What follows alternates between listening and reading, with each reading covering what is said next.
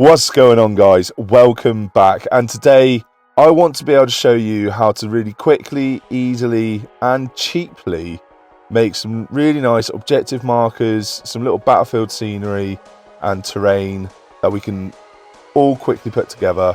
This doesn't take a lot of money to do this.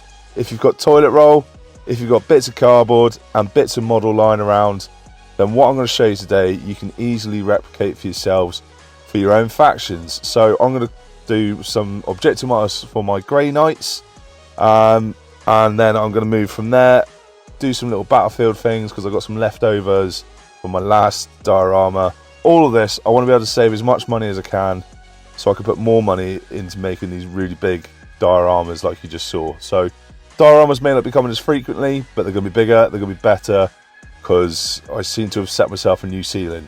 Anyway guys, if you're enjoying this, please do remember to like, share, subscribe, leave a comment down below, tell me how I'm doing, tell me what I'm doing, and definitely tell me that I'm doing it wrong. Alright guys, let's get into it. Okay, so to start us off with, we're going to be doing some objective markers. Now, I've gone to my local outside area, which was my garden, and I've grabbed some bits of slate that were just sort of lining the pathway, and I've nicked some stones out of there. What we're going to be doing with that is I'm going to be adding that onto a base, give it a bit of height, so it's got a little bit more authority about it. Then I've grabbed some bits that we're just going to go into my bit box and just live there for eternity. So what I need to do is remove things like hands and anything that looks like it's sort of going to be out of place sitting by itself. So the Grey Knights have got quite a cool one where you can make a brother champion or brother captain, and he's got a sword going through a demon of Nurgle's head. Now that's quite a good start for kit converting, because that means I don't have to do anything with that. I just need to replace the hand, which is what I'm doing at the moment. And to do that, I've cut off the entire hilt, which has got the hand on it. I've then separated the top of the hilt from the part which has got the hand on. Then I've grabbed a staff, or a warding staff if you want to be politically correct on this one. And I'm just going to trim a bit at the bottom off that one to emulate the size of the sword hilt, so it's normally a two-handed weapon.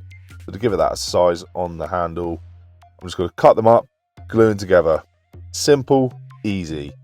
So now we're going to get our geographically replaced items, such as our stones and then some sand. Get it onto our base, get the last placement done. So I'm going to add one more thing, which is going to be a skull, which has come out of the Citadel skull box. So that's the Nurgle demon skull, and there we are. Simple, easy, effective, and it's going to look nice when I do my purifying rituals down my local game store, so I know that one's been purified, and they're going to be cool markers when I'm playing at home. Once that's done, bit of paint, and we are sorted and off to the races. Now I've done another one which I used the spare plague marine that comes in the, I say spare plague marine, the half a plague marine that comes in the Poxwalker's box. So I didn't know what to do with him, so I've turned him into an objective marker, and you'll see him in a second.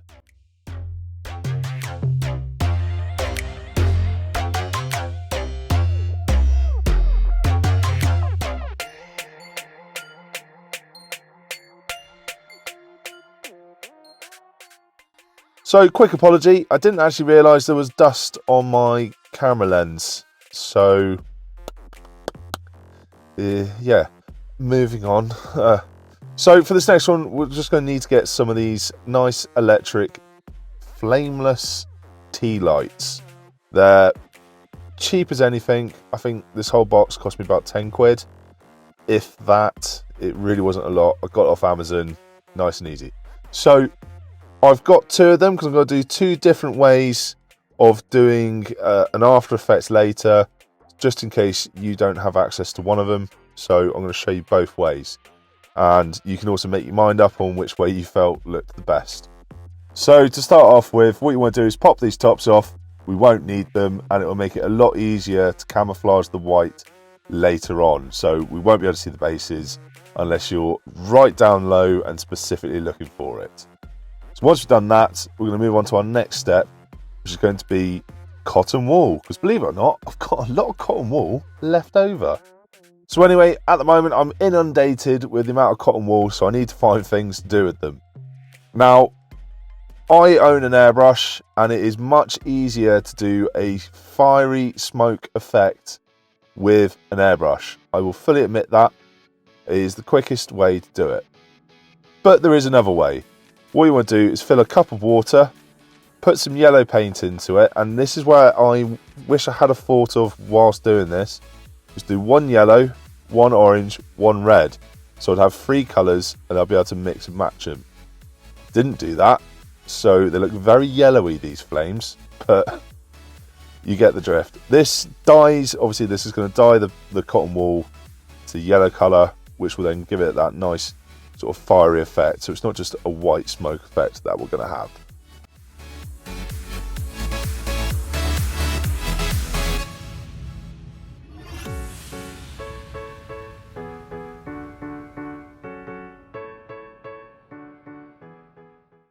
Now, once these have had a decent amount of time to dry and not long enough for me to actually take my phone out of the camera stand and clean the lens, and it will even realise, I know, still a bit weird looking, it's fine. So once it's done that, we want to start pulling them apart and start creating sort of an oval shape with our cotton wool, and then we're just going to super glue them right to the rim of all these bases. Once we're done, we should end up with something that looks like this. Something that slightly represents Tweety Bird or a freshly hatched chick. So once we've done that, we're now going to need to add our final effect, which is going to be like the blackened smoke. So I've used 2 ways of doing that. I've got some black paint and I've got some pigments. So the pigments, I'm going to just sort of use my breath and blow it onto. I tried brushing it on, but it was easier to just sort of blow it on and then manipulate it with my hand to sort of smoothen it out so it didn't look speckly. And then with the paint, I tried again brushing on, I basically ended up just rolling it in the paint. And I'll leave my opinion out of it, and you guys can choose which you think looks best.